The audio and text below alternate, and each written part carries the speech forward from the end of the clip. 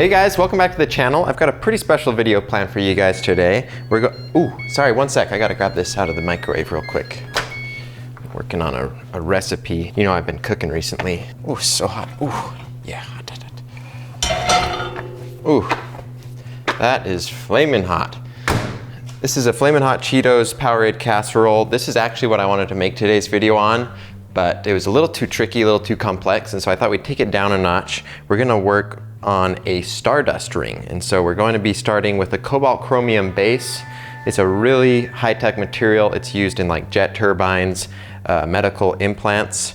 So very high-tech material. I've never offered it as a style before on my website, but it's a very, very cool material. It holds a really good polish, but it's not quite as hard and heavy as tungsten carbide is. So it's kind of like a perfect medium as far as materials goes.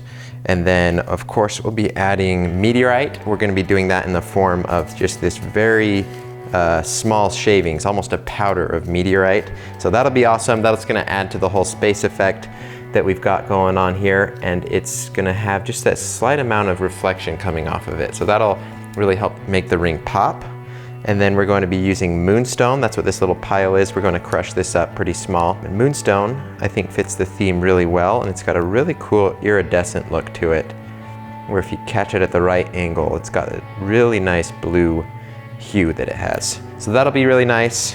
And then, because we can, I think I want to put diamonds in it. And so these are smaller diamonds. There's about 400 diamonds per carat I've got here, so fairly small, but I need them to be smaller. And so we're going to kind of pulverize these, crush them up a little bit, and get them a lot smaller so that we can have them in there just as little sprinkled in diamond dust. The idea is that they'll look like just teeny little stars in our spaced theme ring.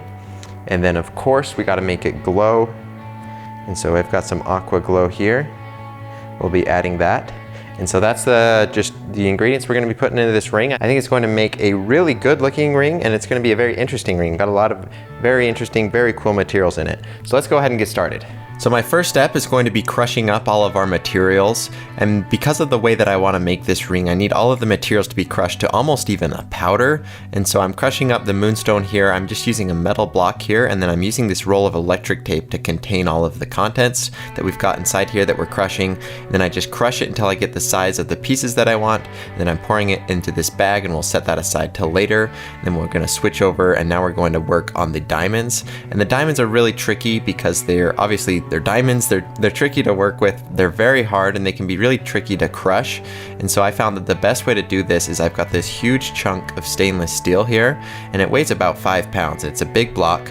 And so I put it on here, and then I take a hammer and I hit the top of the stainless steel with that. And I found that that works a lot better than any of the other methods that you'll see me trying and experimenting with. And that just does a really good job of crushing this down. And I was able to get the pieces to be all a lot smaller. They're about a quarter of the size, I would say, from as compared to where we started out with. And so that's important. The diamonds can make the sanding very difficult and troublesome.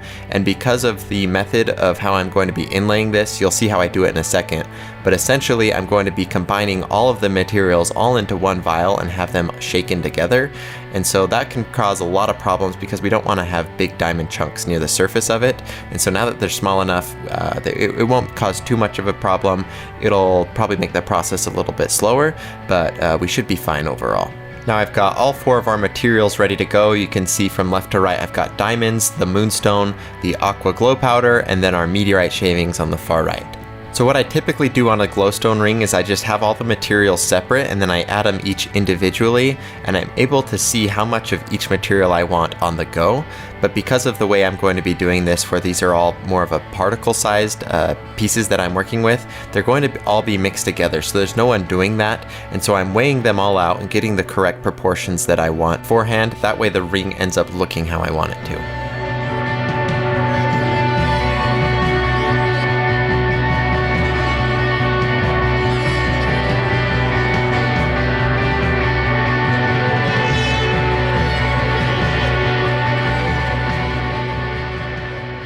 Now I'll just be adding all of the materials together in this vial.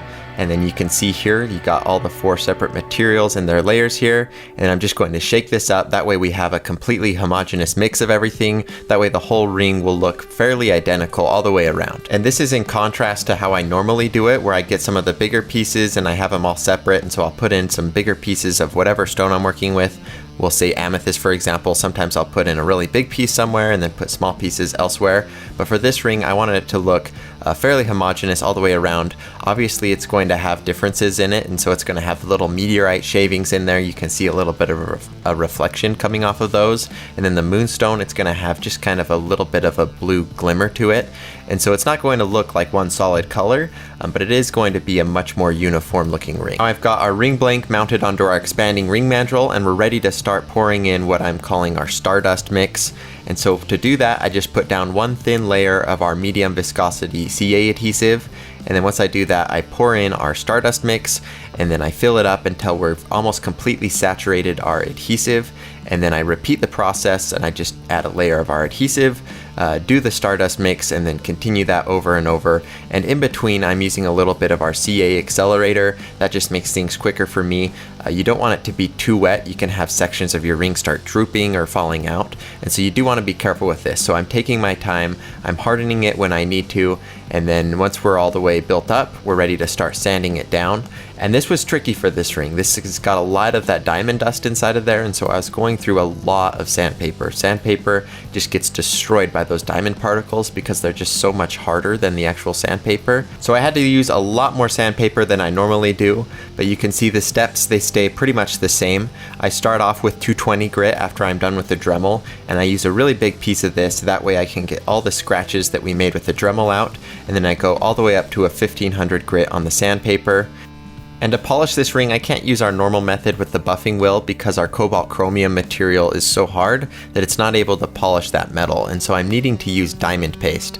And so I start off with a 50 micron paste, and that gets rid of any of the scratches that we had left in there from our sanding, and then we go all the way through down to a 5 micron paste, and this leaves us with a very highly reflective finish. It looks perfect. It's almost a mirror finish, so it's a really nice finish that we're able to get with these pastes.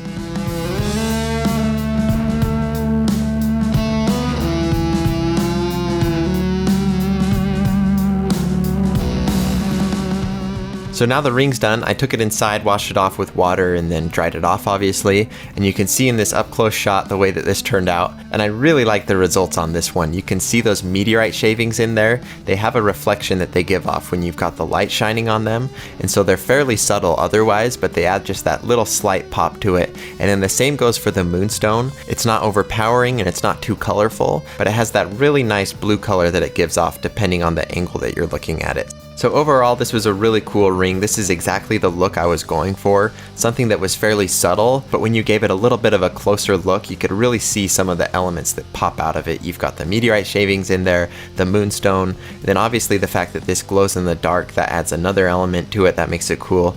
And then the diamonds, those are kind of tricky to spot, but when you look up close, you can see some of the pieces of them in there, and they're really cool. They're similar to the moonstone, but they have more of a diamond look to them, I guess you could say. You guys have seen diamonds before. They give off a rainbow reflection, and that's what makes diamonds fairly special. Some of the alternatives to diamonds, like moissanite, they give off a clear or a white light, but the diamond gives off that rainbow color. And so that's just another one of those teeny little elements that this ring has to it that really makes it special, but you gotta look close to see it, and that's what I like about this ring. It's subtle, but it's definitely special. So that's it for this video, guys. If you liked the video, be sure to subscribe to my channel. If you want to order this ring or any of the other rings that I make, I've got a link to my website down in the description. And then if you're interested in making rings yourself at home, I've got a link to my supplies website. I've got a lot of tools and materials that will be helpful for you there. And lastly, be sure to follow me on Instagram. That's where I post any of the behind the scenes stuff. I do giveaways, discount codes, stuff like that. But that's all I've got for you guys. Thank you so much for watching, and I will see you in the next one. 13, 12. 11. Well, once we're done with the intro. Okay, yeah.